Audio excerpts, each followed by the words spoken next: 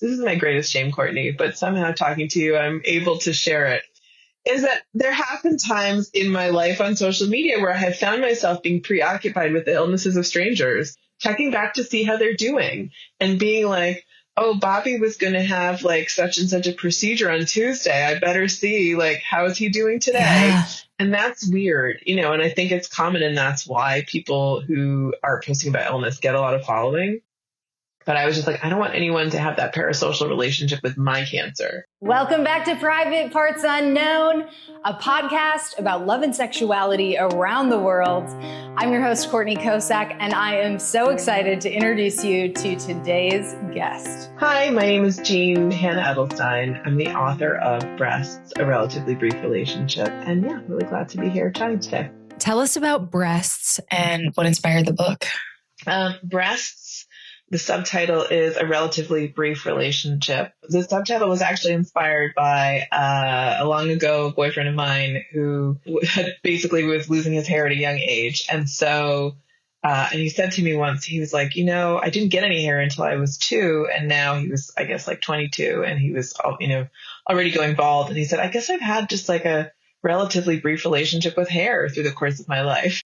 And that was a funny phrase that stuck with me. And so, yes, when I lost my breasts to cancer and mastectomy after about, 30-ish years of having them, I thought, gosh, I had a relatively brief relationship with my breasts. So the book is really, it's, a biography or memoir of that relationship, of that part of my body. The first section talks about developing breasts, going through adolescence as a woman in the girl to woman in, what was the Britney song? Not a girl, not yet a woman. Yeah. Britney being one of the icons of my generation. The first section is really about sort of like going through that, sexual development and becoming aware of myself as a sexual person. And then in particular, as someone who had large breasts, of being really objectified because of my breasts.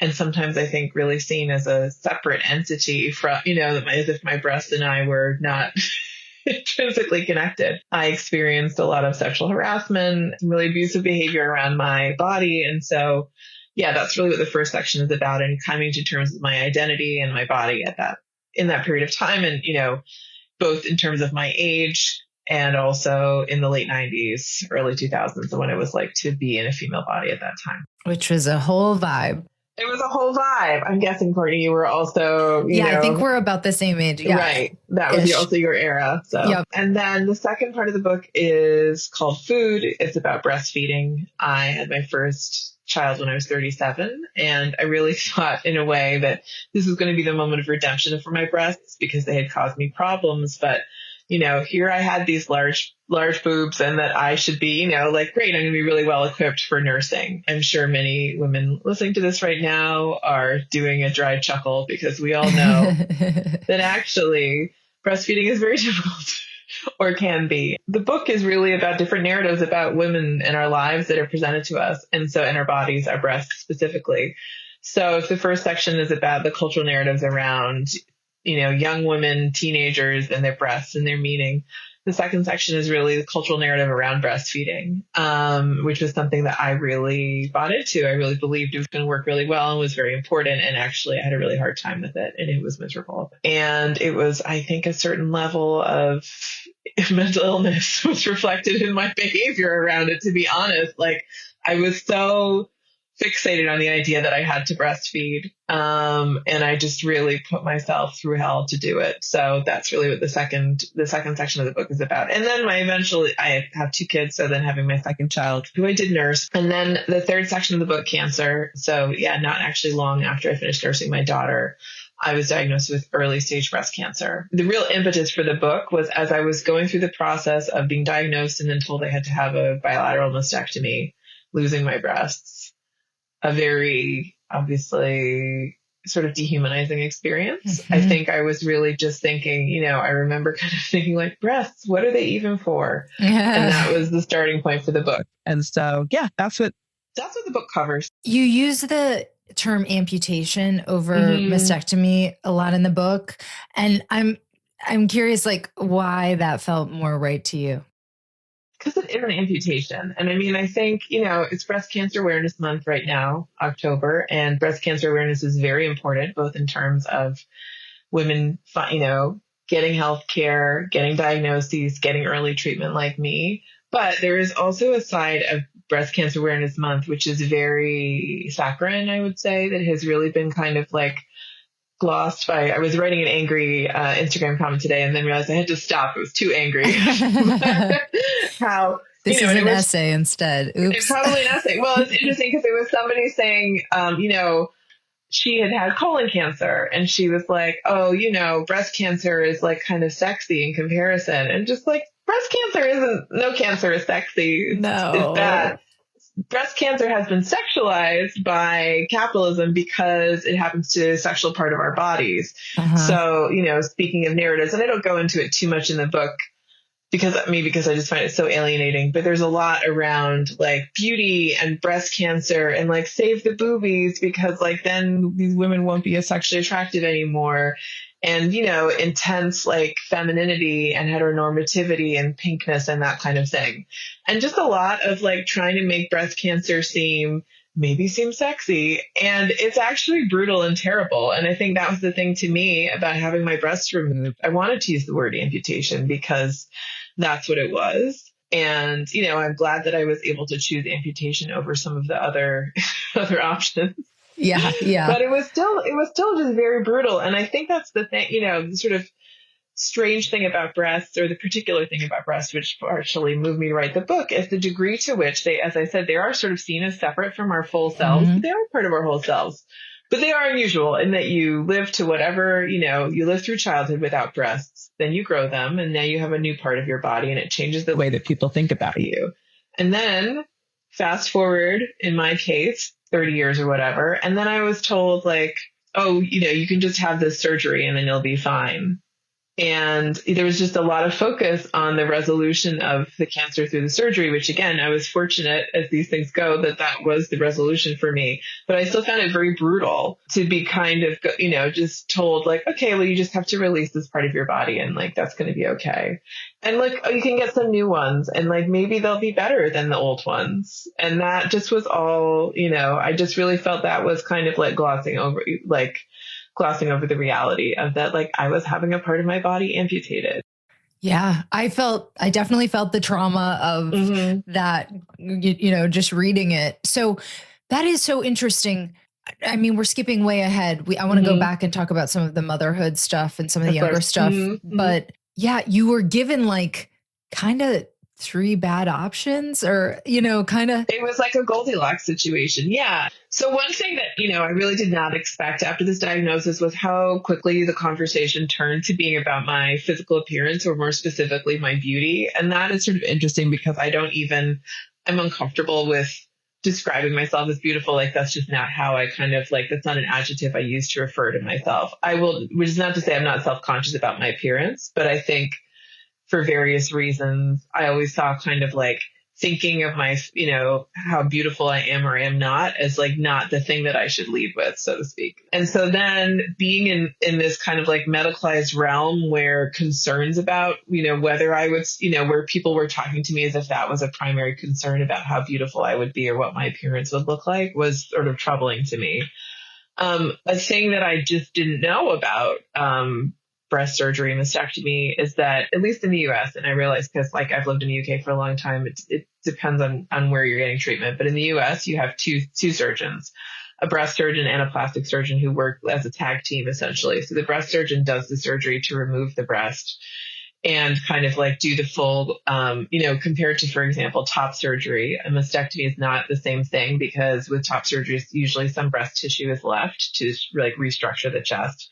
With mastectomy, it really all has to be really like scraped out, for lack of a better word, in order to ensure that there's no breast tissue remaining. I'm sorry, you can edit that out. That is a brutal word.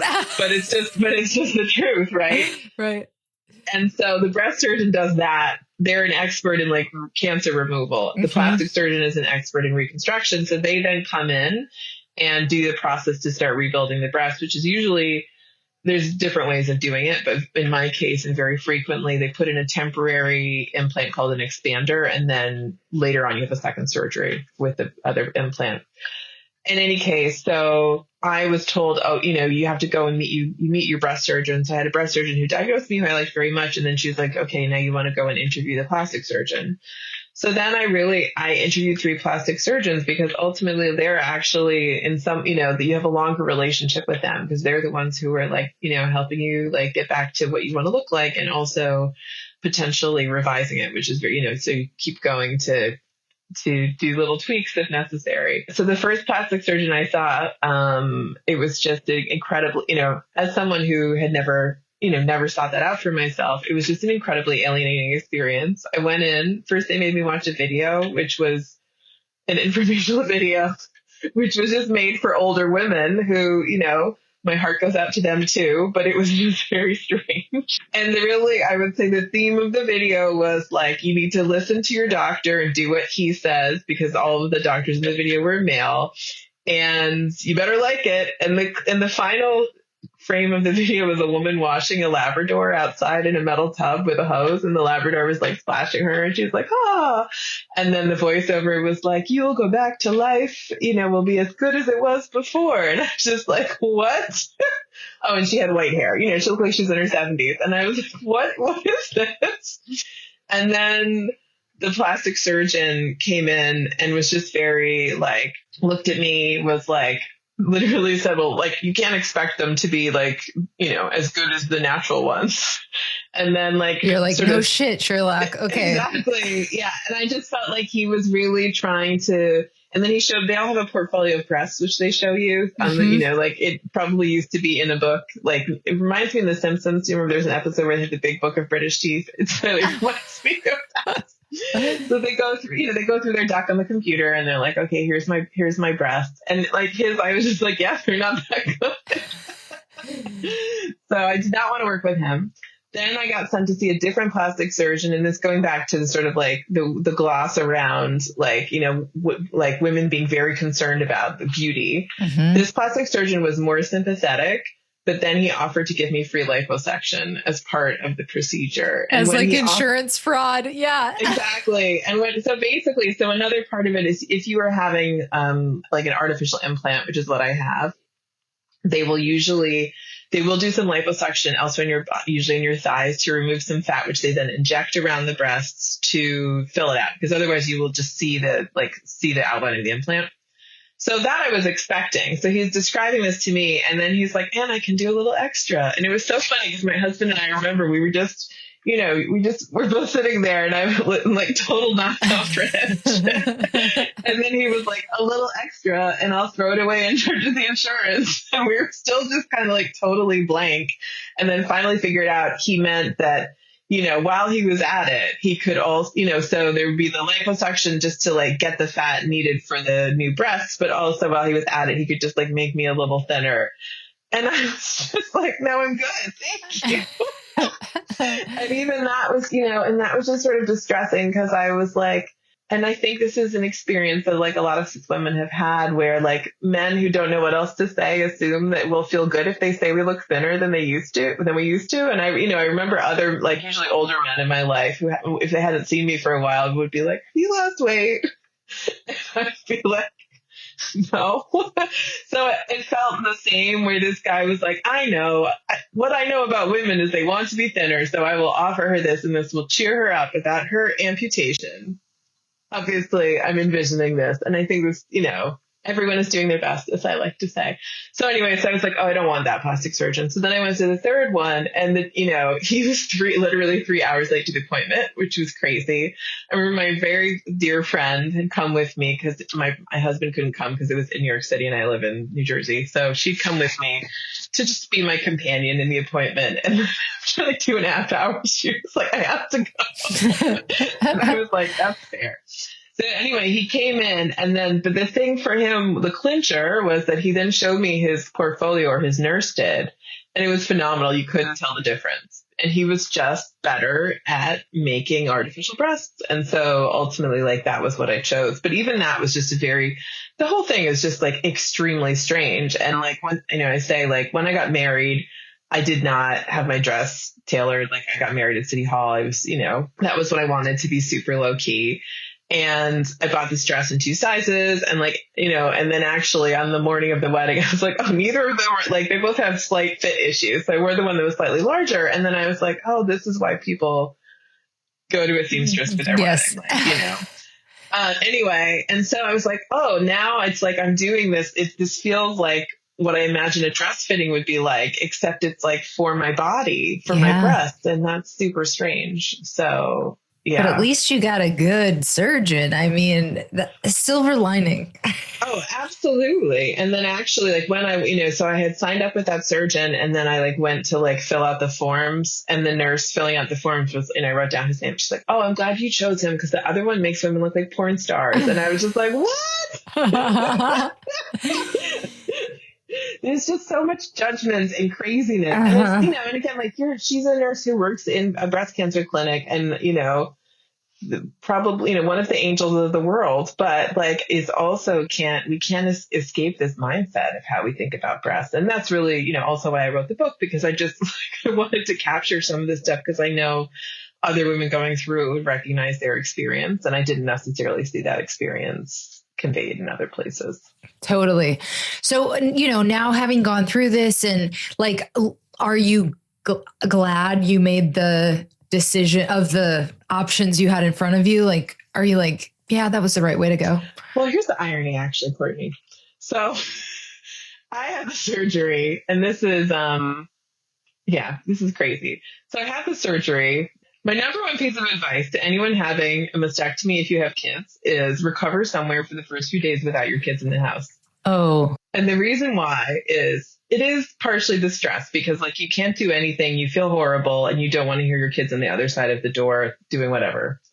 But the second reason is I got an infection in my incisions from my kids. And I know it was from my kids because they had colds. It was February. And so then when the incisions became horribly infected, they swabbed them and sent it to a lab. And it was from a rhinovirus. So it was either from them sneezing on me or me having the cold and sneezing or whatever. And so that just really, and I had bandages on, whatever, but that's what happened. And so that then sent me into like a spiral of sadness, which was that like I lost, the skin on the remaining breasts became necrotic. And so then I had to have weeks of hyperbaric oxygen therapy to stop them from having to just be removed completely. So I am lucky and that they were able to save the skin. However, I have a lot of scarring that is not normal. Is not the normal scarring you have from a mastectomy. And so I was like, now I'll never be in the big book of breasts. So they look fine under clothes. Like they look fine, but they're definitely not my surgeon's best work. Oh, you know what? There's this woman on the show, like the Life Edit or anyway, she had breast cancer and that was her. I just follow her on social media. Yeah. Horrible. She has had a hellish time. Like, I think that is, I don't know her. In and out and in and out and in and out. That has, my heart breaks for her because she is really, she's had so many surgeries and it's just not working. And so in that respect, like my situation, although I have this scarring is like relatively compared to what she's gone through. And I think that's the thing, you go through this and then there is a continuum of experience. So mine is still like relatively good. And I think, one thing actually, and I think she, I really her name is Clea. I think really appreciate what Clea shares is that, just how horrible it is, but also the desire to restore your body to resemble something like it was before. And I know sometimes people, like I'll see people writing in comments, like maybe you should just like not do it anymore. And like, okay, stranger on the internet, like really like once again, a person giving their opinion of a woman's body that does not belong to them. But I just think that,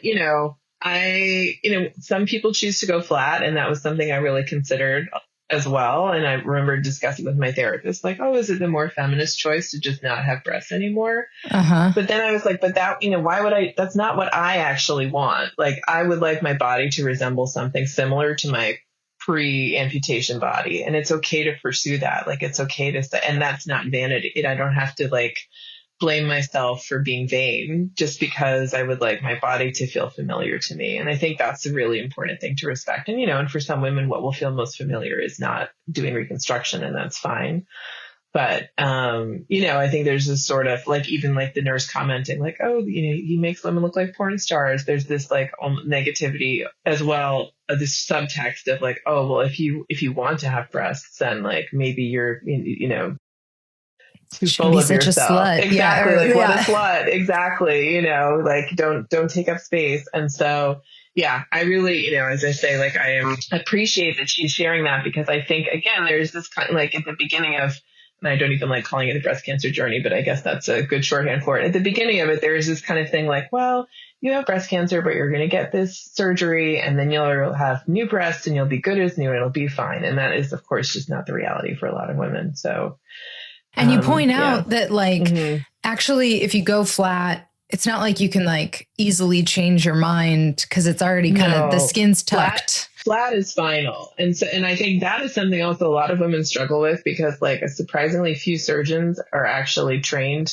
well to do a flat, what's called a aesthetic flat closure. And so they will do it where they often will like leave a lot of extra skin. Sometimes they leave it because there's also, they also will leave the skin because there is a perception that a woman will just like, once you go flat, you can't reconstruct again. And so sometimes they'll leave the extra skin being like, oh, you'll change your mind, which is great. And then, there's just actually like a lot of women will, have experience going flat, but it does really look terrible and they're really unhappy with it. And then they have to go for further surgeries to get it fixed. So it's not straightforward. And as I said, the example of like top surgery versus mastectomy, like very different reasons for doing it. But because you have no breast tissue left with mastectomy, it can make you look sort of almost concave, like not just flat. And so that's something that is hard often to take on. Yeah. So much interesting stuff with this. I did genetic testing a couple years ago, and I am curious, you talk about your father passing. I'm so sorry. And later learning through that you carry this Lynch syndrome, and that raises your lifetime cancer risk. I'm just curious about that moment. And I know you wrote a whole book of previous book is more like focused on that diagnosis. Yeah.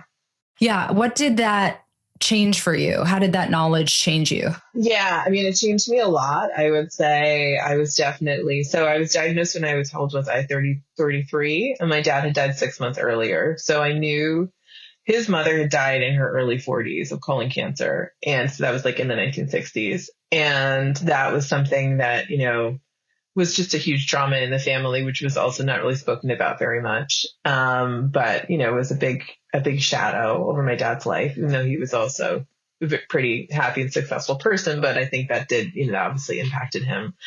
And we always talked about colon cancer running in the family, but that was all that we knew. And I was close with my grandmother's sister, and she also had multiple cancers, but like, we just didn't have any idea that, we sort of thought like, oh, it seems to be hereditary, but we had no confirmation of that until 2010. My dad and his sister, my aunt, were diagnosed with Lynch syndrome, which we'd never heard of. And they both had not colon cancer, but they had other cancers that related to Lynch. And then when they got the diagnoses and they had genetic testing, and it was like, oh, it all makes sense. Like they have. So Lynch syndrome, colon cancer is the primary cancer that it causes, but it also causes lots of other ones. So my dad got tested, and he immediately told me and my siblings to get tested. And I have one cousin on that side of the family, and everyone else got tested except for me, because I sort of had the intuition that I had it. I mean, who knows if it's also 50% chance, but in any case, and I just like couldn't cope with the information at that stage in my life. And then my dad got terminally ill, and then I didn't want to get tested because I didn't want to tell him while he was ill from cancer related to Lynch syndrome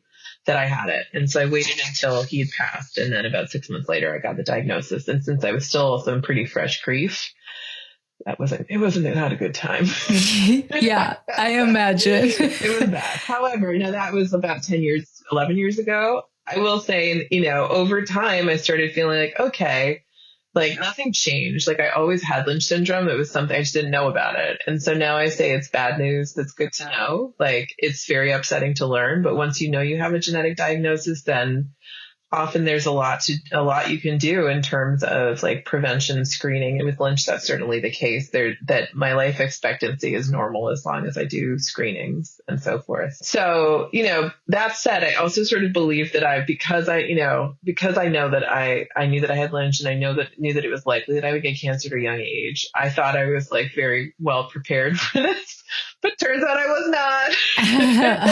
So when I did get my breast cancer diagnosis, I just sort of had this epiphany where I was like, oh, I always thought I was like going to be okay when I got a cancer diagnosis in the future, but today is not the future. It's today. It happened. And so I was like relatively chill with the anticipation, but not good with the actual acceptance. And I did work through it, but it is still hard.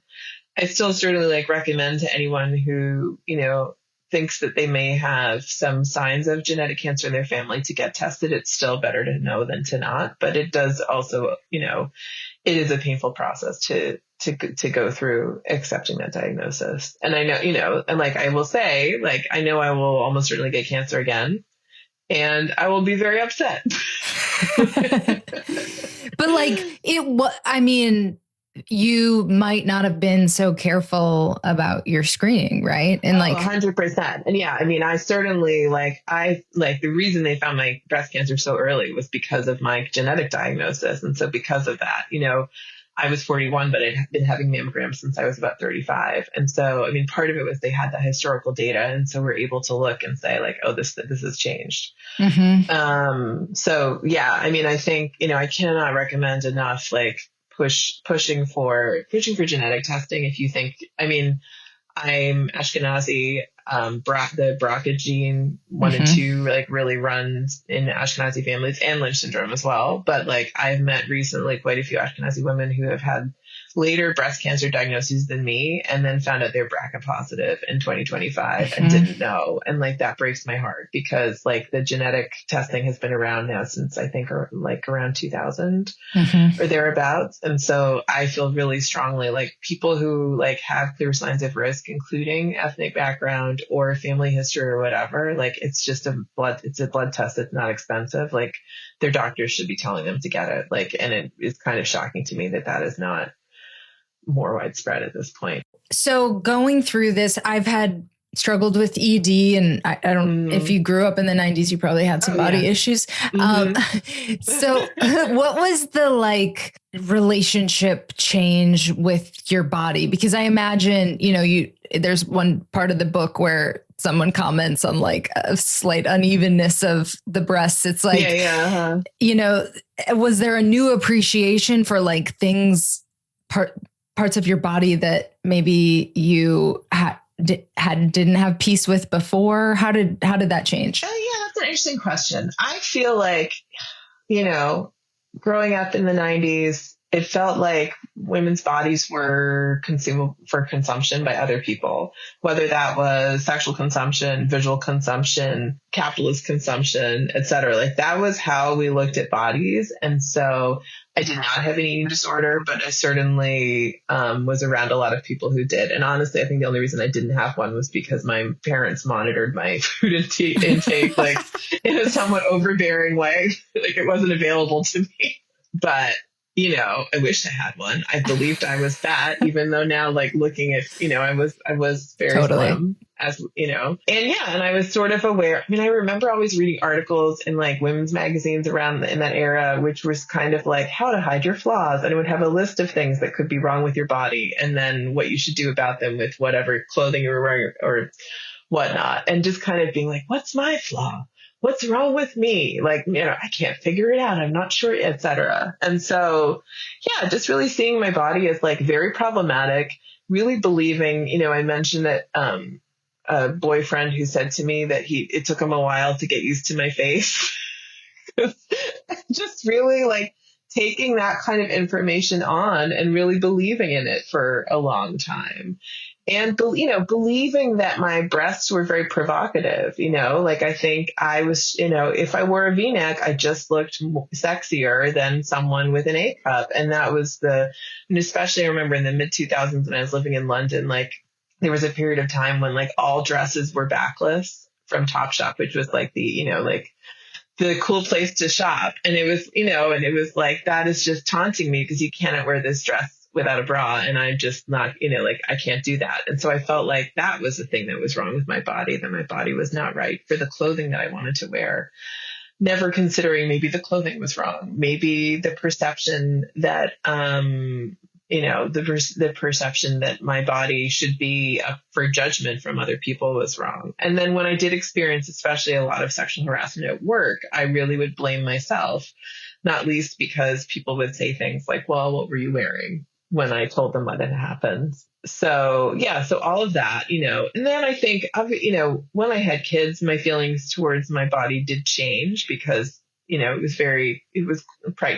pregnancies were not fun, but I was glad to be able to have children and lucky to do that. But postpartum, I struggled, as many people do, with kind of how my body had changed, my perception of my body. My breasts were by then a G cup, even after I had, otherwise returned to my previous size. But then, when I was told, okay, you're going to have a mastectomy, I was kind of oh, but I like them, I sort of realized that, I had been in this mindset of negativity towards my body and towards my breasts in particular, seeing them as challenging a lot of the time, but actually they were still mine. They're the only ones I ever wanted. I remember one person was well, now you can have the breast of your dreams. And I was these are the breasts of my dreams. Yeah. Because they're mine and they're attached to my body. And I do miss them. I miss, I have no sensation there now. That is really, that's a struggle. I mean, what I will say is that I have, and I've written about this, I've got really into exercise after my mastectomy.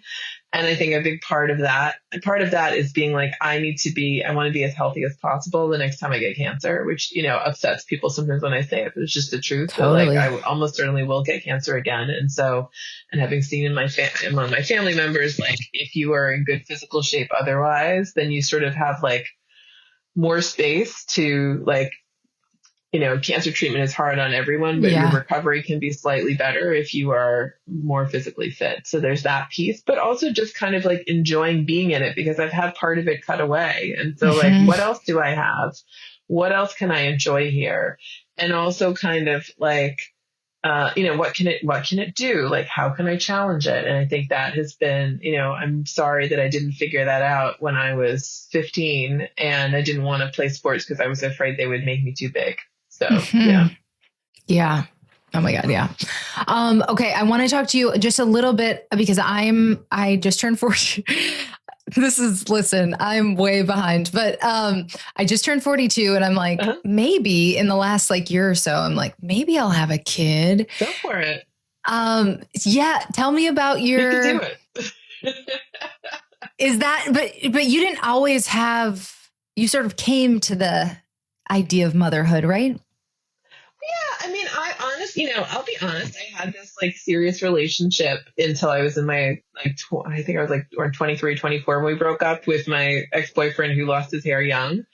And it took me about 10 years to get in another serious relationship, to get in one where I could really contemplate having children. So I think I always wanted kids, but because I had this string of romantic disappointments, I had kind of started to live with the idea that that wasn't going to happen for me and figure out that that would be okay. And that was another thing about the Lynch syndrome diagnosis. I'd say prior to that, I would have considered becoming a single mom by choice. That was something that I had kind of thought oh, if I don't meet someone like that will be an option for me. After the diagnosis, I was I don't think that's a super smart thing to do.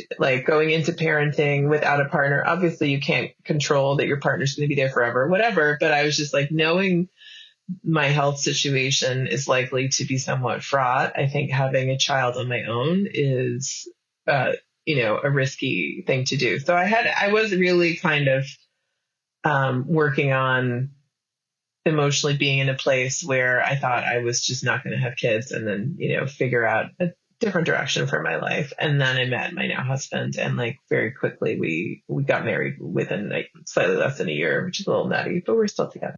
You guys have a really cute story. Thank you. Yeah. We just met each other and we were, we knew very quickly that we were right for each other. So then the other piece of it was with Lynch syndrome, I was advised to given the option of doing IVF to prevent my kids from having Lynch syndrome.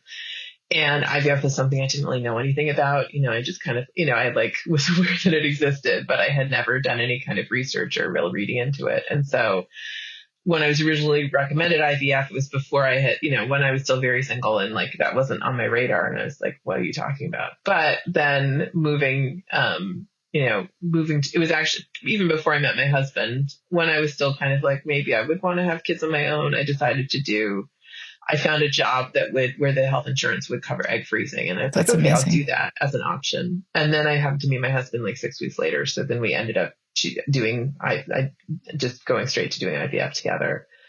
And that was an interesting, that is a question that like people often are like, well, people with Lynch syndrome have to, or any genetic syndrome where you're given the opportunity of ensuring that your children don't have it, it's very difficult because you're saying like, well, does that mean that I shouldn't be here? Like, or I mean, I remember when I was first told I had the option, I think I said, well, I'm glad my parents didn't have the option.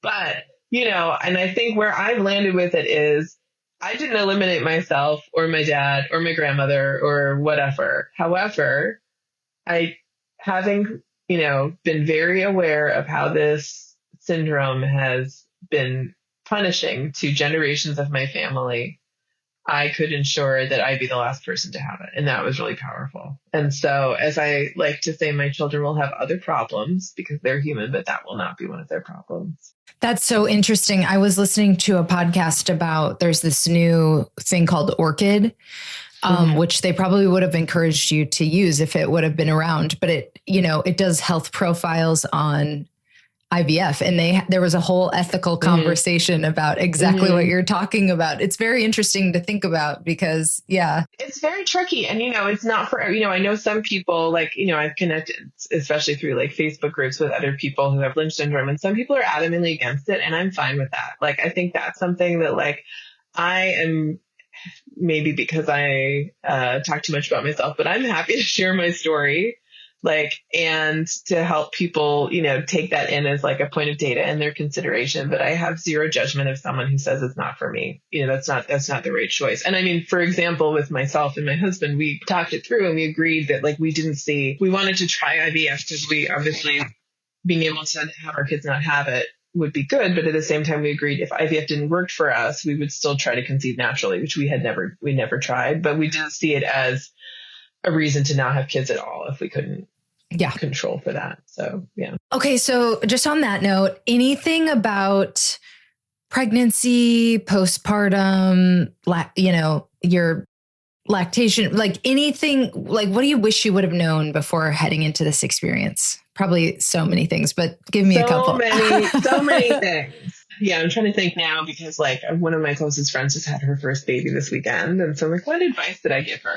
I mean, I think the main thing, honestly, is like, do not obsess over breastfeeding. I just became I was very, and I say this in the book, like having done IVF, which is, I didn't have the fun of just like getting pregnant through sex. And then just by coincidence, I had a C-section because my son had like a physiological issue where we had to do C-section. And so everything just felt like very mediated by medical world. And so I became very interested / fixated in this idea of breastfeeding as this like natural activity, which would be really a resolution to that.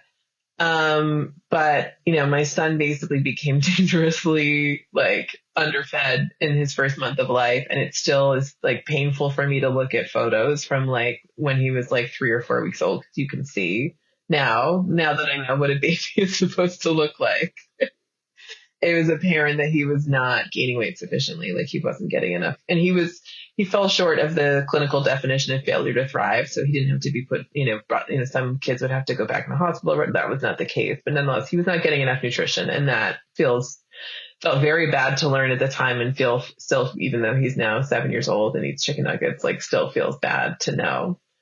So, one piece of advice, which I give everyone is make an appointment with a lactation consultant for like a week after you leave the hospital. So basically on the day that you're leaving the hospital with the baby, set up the appointment, because in my case, I think I knew within a week that it wasn't really going well. But at that point I was so underslept distressed, just like out of my mind, that even just like calling somebody was just too hard to do. And it was until I had the shock of the pediatrician telling me that we had a problem. I just didn't get my act together to do it. And then, I think just being open to formula as a possibility. I remember in the hospital, I had to have a CAT scan. And so they gave him some formula, and I was like freaking out about that. And that was, with no evidence whatsoever beyond like reading the wrong Reddit groups or something like that. So yeah, I just think that is a very, it's the extreme focus on breastfeeding is like the only way to nourish your baby is really an extension of the extreme focus on women's bodies as the being consumed by other people, but not belonging to us. It's just another version of it. And I guess it kind of makes sense then that I was so taken in by it, given the relationship I had with my body up to that point. But, it was just, it impacted my enjoyment of like my baby's early life. And I think that's a shame. And I wouldn't want, don't recommend it to anyone. Now with my daughter, she breastfed very easily. It was fine, no problem. And so, that was also good. It's not that I'm anti-breastfeeding at all. I'm just like, I'm anti the torture of women. Amen. And that was also self-torture. I went to see this lactation consultant, and she said to me, like, you can give him formula. And that was like the kindest thing anyone could say to me. I still drove myself crazy. But it was really very much self-imposed. The other thing that I still find kind of like hilarious is that, on Instagram, there's, Instagram always reflects what you're like interested in at the moment. And so I, in my like Explorer page at the time, would get all these pictures of women's freezers where they would take photos of like the milk that they've frozen and put in their freezers. And it was like, I would just be like, this is worse than just like taking a picture of your pile of money. It just seemed like the most valuable thing in the world, and this like horrible showing off. Because my freezer just I couldn't do it. Like I just, I was never able to build up that amount of milk. And so I would also say, avoiding anything like that, like that invites comparison to others in terms of, and so for me, it was breastfeeding. For other people, it's sleep or other elements of like early parenthood, just like the commodification of it. I think the other thing too is there's just like, because of Instagram specifically, women feel so much pressure to document pregnancy and birth in kind of strange ways, like things like, oh, I have to spend money on a maternity photo shoot and it has to have this certain aesthetic. And so getting a photographer in the hospital, like I looked horrible in the hospital. I looked so bad. And then you're not supposed to have a makeup artist in the hospital. You're not supposed to have a makeup artist and a hairstylist. And even like, I remember like packing my hospital bag based on the advice of like, various blogs or whatever.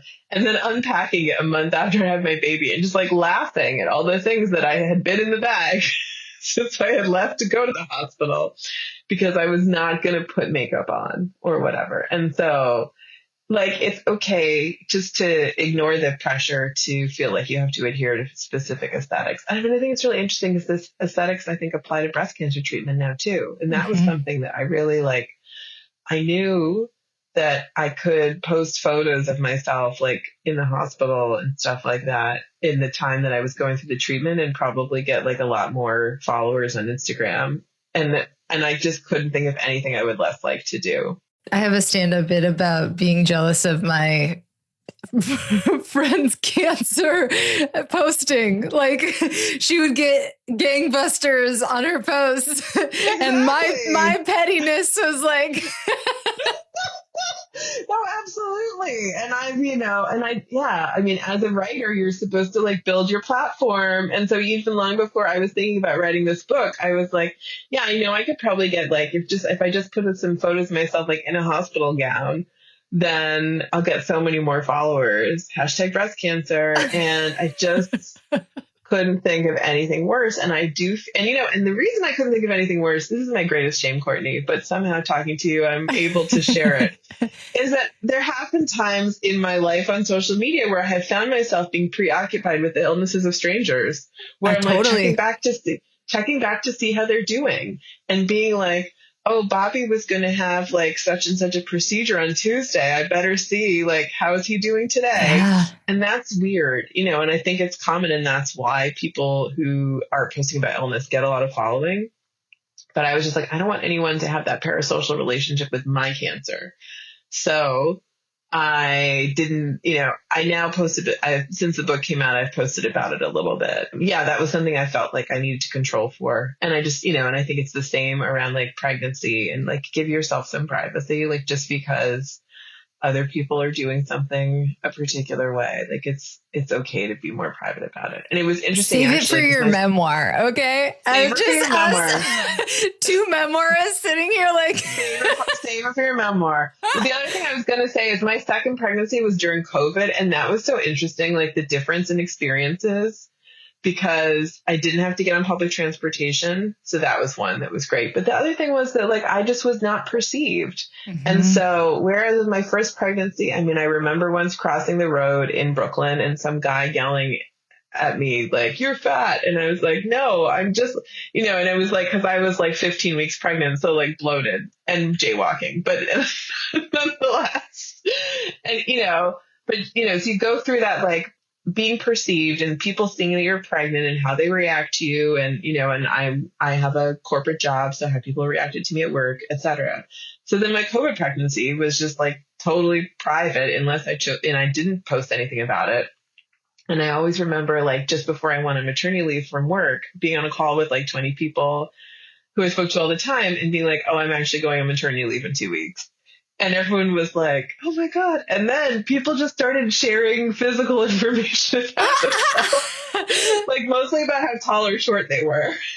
And it was amazing. And I was just like, wow, like nobody, none of these people, I'd obviously told a couple people at work, but like none of these people have been treating me as if I was pregnant. They haven't been thinking about my pregnancy. They haven't been observing the size of my body.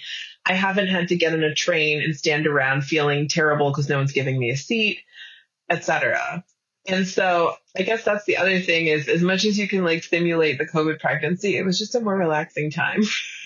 I love that. 1 point for COVID. Listen, COVID didn't get a lot of points, but one point. It was bad, but it just taught me that it's okay to just be pregnant and have it not be the most interesting thing about your life. Amen. Okay. Yeah. Anything else? You've been so generous with your time and it's been so fun to chat with you. Is there anything else you want to tell listeners before we wrap? Not especially. I think this has been great. I just really, what a great platform. Thank you for inviting me on. Yeah, my pleasure. Thank you for tuning into this episode of Private Parts Unknown. This is a video episode of the podcast. You can listen to it on the podcast feed. You can also watch it on the YouTube channel. Just search for Private Parts Unknown. You can help support the show and get a behind the scenes peek at onlyfans.com/CocoPeepShow. That is onlyfans.com/CocoPeepShow. Also, my debut memoir, Girl Gone Wild, is coming out April 1st. Please pre-order your copy. It really helps. Rate, review, like, comment, subscribe. Until next time. Love you, privates.